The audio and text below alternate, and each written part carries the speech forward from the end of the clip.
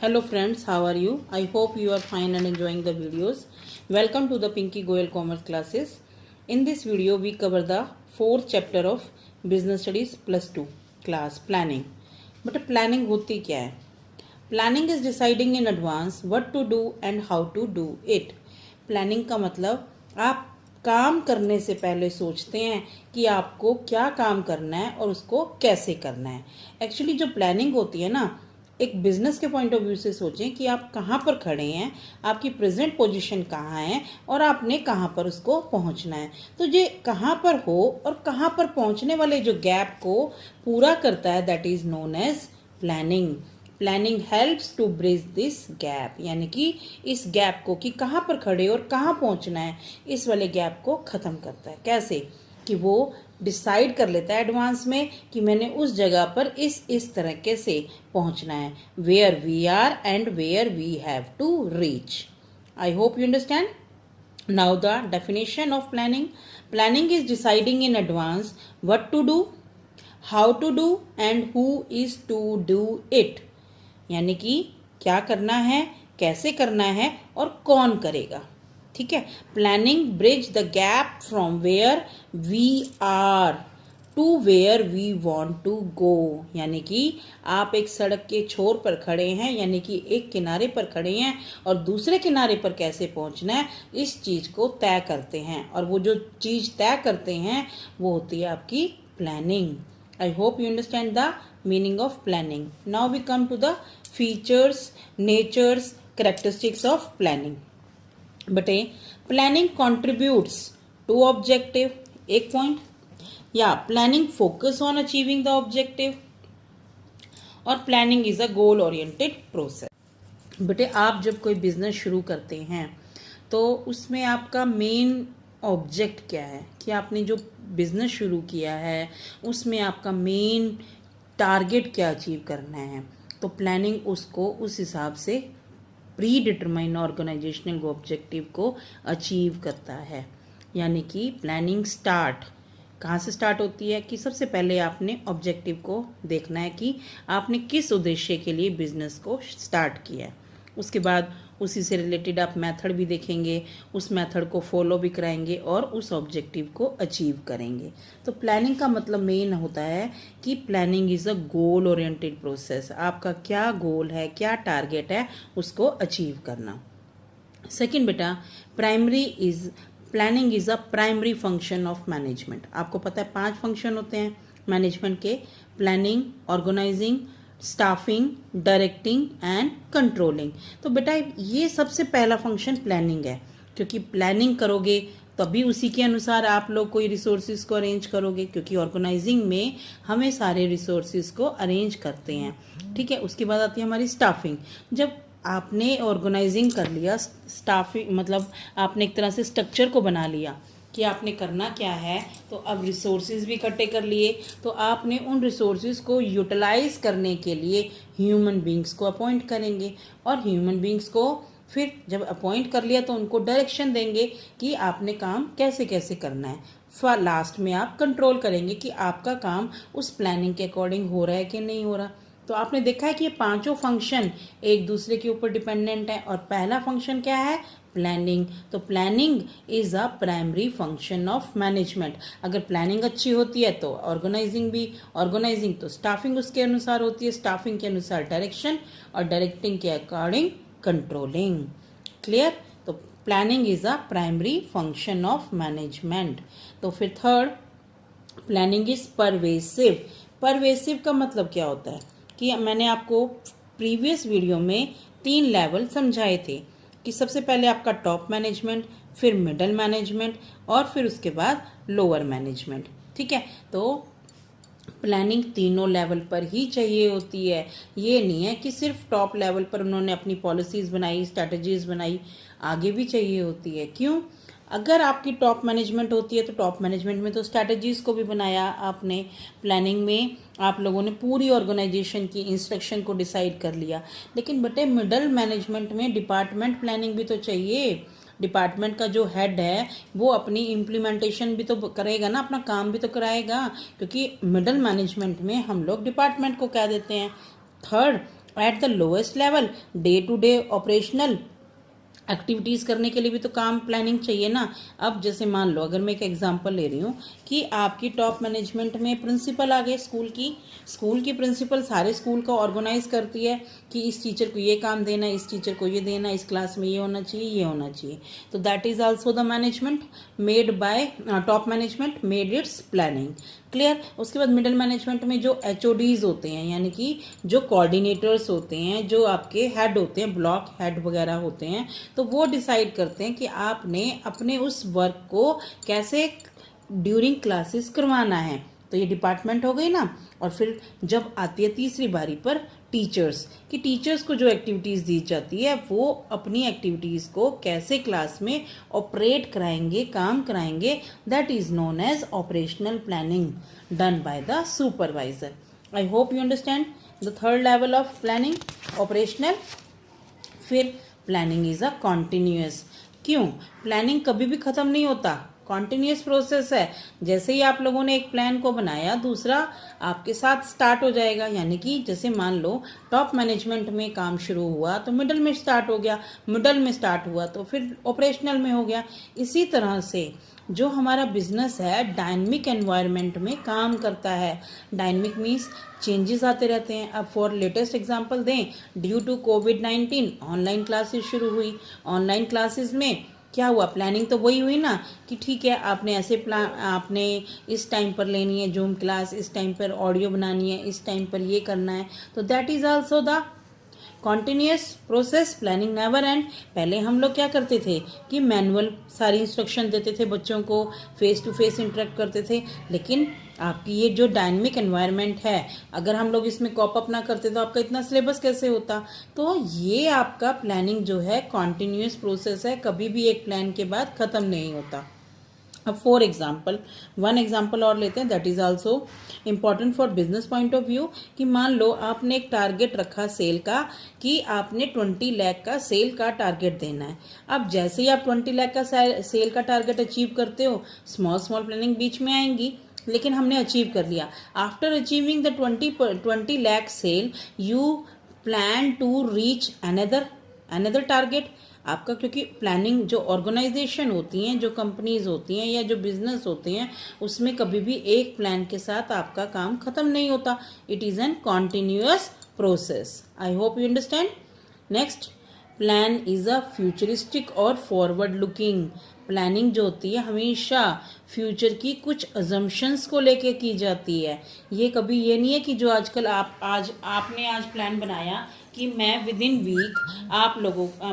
Week ये chapter complete कर लूँगा, तो लेकिन आपने कोई अजम्पशन नहीं ली, आपने सिंपल एक वीक में इतना टाइम है, मैं इतना काम कर लूँगा। ऐसा थोड़ी ना होता है। आपने एक जस्ट टारगेट को रख दिया, लेकिन आप उसको अचीव कैसे करेंगे, आपको ये भी तो प्लानिंग बनानी पड़ेगी ना।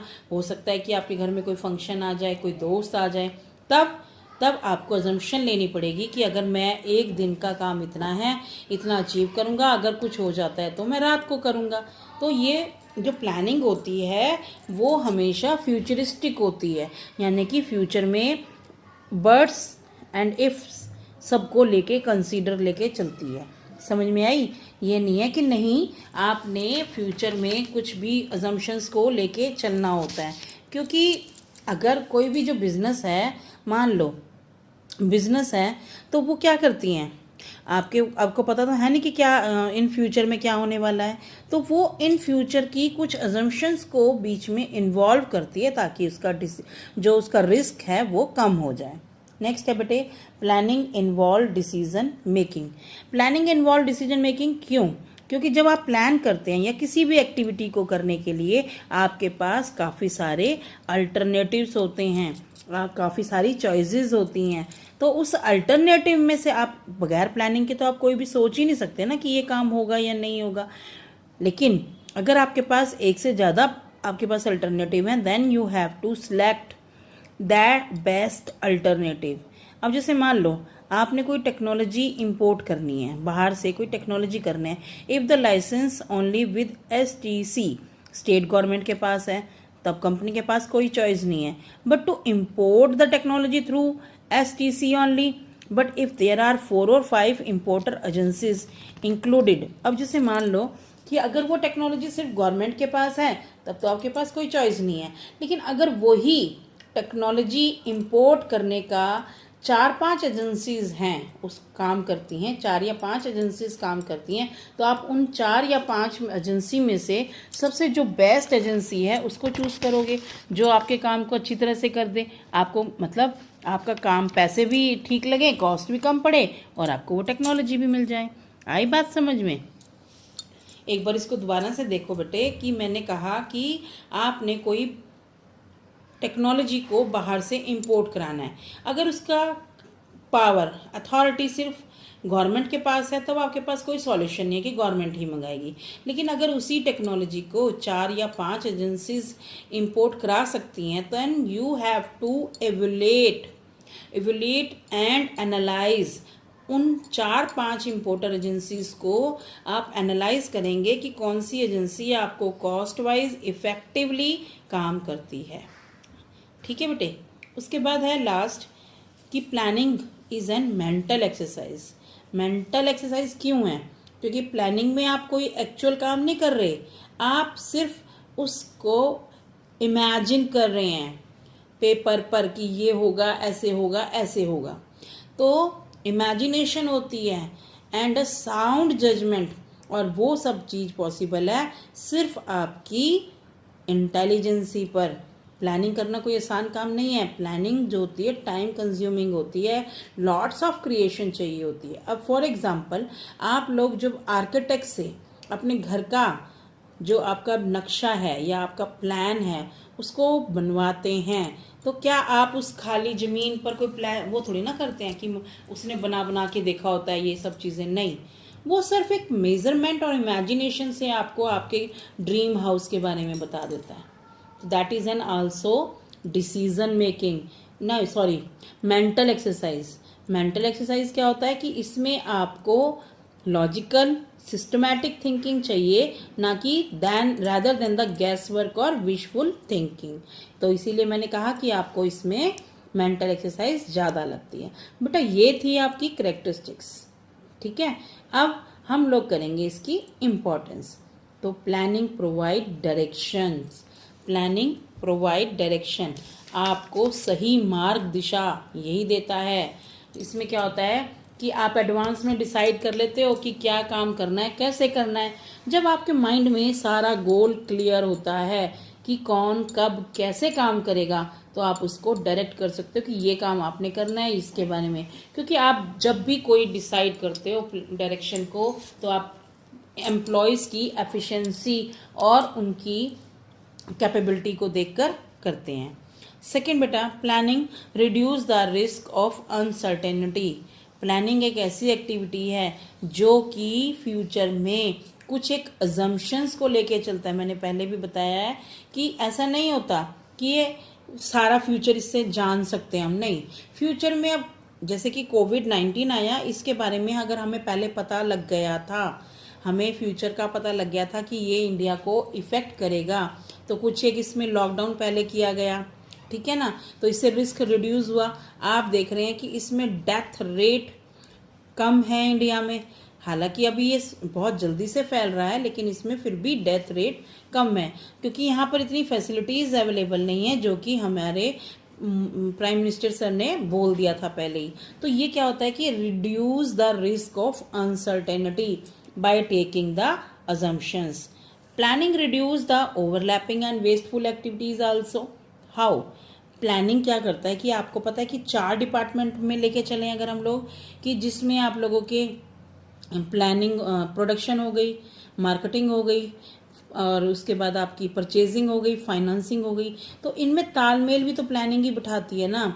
तो अगर उनमें कॉन्टिन्यूटी होगी तो उसमें उनके अंदर कोऑर्डिनेशन होगा, प्लानिंग से ही वो लोग काम करेंगे। ठीक है बच्चों। बेटे जब एक डिपार्टमेंट और दूसरे डिपार्टमेंट की साथ में बैठ के बातचीत कराई जाती है तो उनके अंदर कोऑर्डिनेशन भी होता है। कोऑर्डिनेशन कैसे होगा? Through planning. आपने प्रॉपर, मान लो फॉर एग्जांपल आपके सेल डिपार्टमेंट ने आपको टारगेट किया कि इस साल हम 15,000 यूनिट्स को सेल करेंगे, तो प्रोडक्शन डिपार्टमेंट कहता है ठीक है मैं आपको 15,000 करके दूंगा। तो उस 15,000 आपका टारगेट हो गया, तो 15,000 के हिसाब से, यूनिट के हिसाब से आपका परचेज डिपार्टमेंट उतने ही रॉ मटेरियल को परचेज करेगा और फाइनेंस डिपार्टमेंट आपका 15,000 यूनिट के हिसाब से ही फाइनेंस को अरेंज करेगा। क्लियर? तो इसमें क्या होगा कि ओवरलैपिंग नहीं होगी, ना ही वेस्ट। ओवरलैपिंग कैसे कि सेल डिपार्टमेंट को भी अपना टारगेट क्लियर है, फाइनेंस को भी है। अब फाइनेंस डिपार्टमेंट अगर मान लो 16,000 यूनिट का तो नहीं करेगा ना, अगर वो 16 या 17, अगर उनके बीच में प्लानिंग ना हो, क्लियरली ना हो, तो वो 16-17,000 यूनिट का फाइनेंस अरेंज कर दे, that is an wasteful activity. Overlapping में अगर प्रोडक्शन डिपार्टमेंट को प्रॉपरली इंस्ट्रक्शन ना दी जाए कि आपने ये प्रोडक्ट इतना इतना करना है, तो वो हो सकता है कि एक जैसे ही प्रोडक्ट करता रहे। ठीक है ना? तो यहाँ पर प्लानिंग से आपकी ओवरलैपिंग और वेस्टफुल एक्टिविटीज को रिड्यूस किया जाता है। Planning promotes the innovative idea. बच्चे आप लोगों को पता है कि planning is thinking in advance what to do, how to do, ये तो आप रट्टा मार लो। ठीक है? तो इसमें क्या होता है कि आप प्लान करते समय आपके दिमाग में, क्योंकि मैंने कहा कि ये लॉजिकली इंटेलिजेंसी का बात होती है, तो आप इसमें अपनी इनोवेटिव आइडियाज़ को भी डाल सकते हो। आपके दिमाग में क्या चीज़ आ रही है, कैसे आ रही है, तो ये चीज़ें भी डाल सकते हो। फॉर एग्जाम्पल, पहले अगर एक आप लोगों को मैं अगर पीछे की तरफ चली जाऊं या अपने पेरेंट्स से बात करेंगे, तो जब आपके स्टार्टिंग में आपके मदर फादर या ग्रैंडफादर स्कूल में जाते थे, तो वहाँ पर जो मास्टर जी होते थे वो छड़ी से पढ़ाते थे। छड़ी इन द सेंस कि उनके पास ना ही कोई ग्रीन बोर्ड होता था, ना ही कोई कलरफुल चौक वगैरह, जस्ट उन्होंने एक छड़ी उठाई और उन्होंने ओरल लर्निंग पर जोर दिया। उसके बाद आगे टाइम चेंज हुआ, उन्होंने सोचा कि ओरल की बजाय रिटर्न भी होना चाहिए, तो रिटर्न और ओरल हो गए। फिर उसके हिसाब से उनका कंसेप्ट चेंज होता गया, फिर ग्रीन बोर्ड आ गए, फिर आज स्मार्ट बोर्ड भी आ गए हैं। तो ये कहाँ से आते हैं सारे ideas? That is an innovative ideas. आवश्यकता ही आविष्कार की जननी है। अगर कोविड-19 ना हुआ होता तो इतनी ऑनलाइन कोचिंग, ऑनलाइन क्लासेस नहीं लगती। तो प्लानिंग प्रोमोट्स इनोवेटिव आइडियाज।